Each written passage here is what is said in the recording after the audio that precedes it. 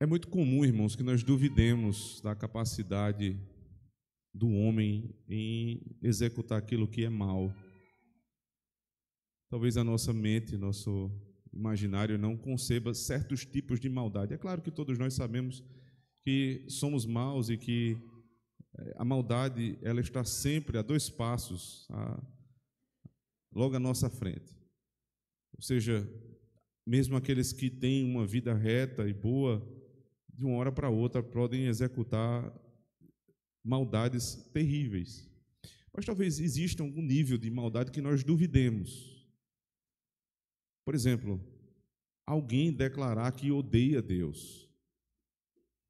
Às vezes, num momento impensado, pode ser que alguém diga, mas você imaginar que alguém, de fato, vive assim, odiando a Deus, acho que talvez seja difícil. Será que alguém chega a esse ponto? E se chegar, a nossa imaginação vai dizer que estas pessoas são pessoas tão más que elas vão ser reconhecidas por onde elas passarem. São criminosos terríveis, assassinos em série. São pessoas que matam com requinte de crueldade. Só uma pessoa assim pode dizer que odeia a Deus. Mas o pior é que nem é assim. O pior é que as pessoas que odeiam a Deus não necessariamente são tão mais de acordo com os nossos critérios, mas com os critérios de Deus. O segundo mandamento diz o seguinte, a respeito do culto: não façam imagem, não as adore.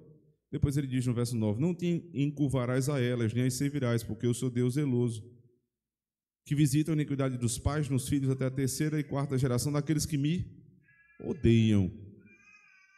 Percebe? Os que odeiam a Deus, que estão sendo tratados aqui no segundo mandamento, não são necessariamente pessoas terríveis aos nossos olhos.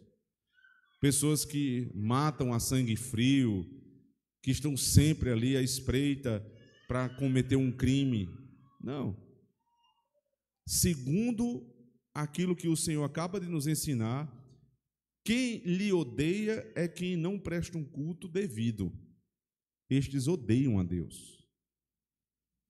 Então nós podemos imaginar que as piores maldades não são necessariamente aquelas que eu concebo na minha mente como as piores, mas as que Deus diz que assim o são.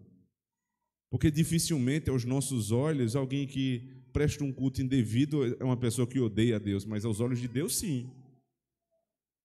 O culto falso, o culto a personagens, o culto a imagens, o culto a tudo aquilo que não diz respeito à essência divina, é a demonstração de que aquela pessoa odeia a Deus, segundo está escrito aqui no segundo mandamento. E os que amam a Deus não são os perfeitos, não são aqueles que nunca erraram, mas o versículo logo a seguir, ele nos ensina, veja, verso 10: e faço misericórdia a milhares dos que me amam e guardam os meus mandamentos. Exatamente como disse Cristo nos evangelhos. Quem são os que me amam? Os que me amam guardam os meus mandamentos. E os que não me amam são os que não respeitam os meus mandamentos. E aqui especificamente o segundo mandamento que nos ensina como nós devemos nos dirigir a Deus em adoração.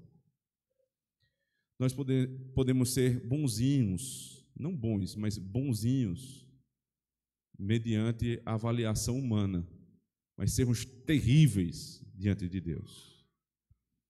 Existem muitas pessoas boazinhas aos nossos olhos, que fazem coisas que nós achamos agradáveis, mas que se reúnem aos domingos para prestar um culto desagradável a Deus. E segundo o Senhor, eles as odeiam. Eles os odeiam.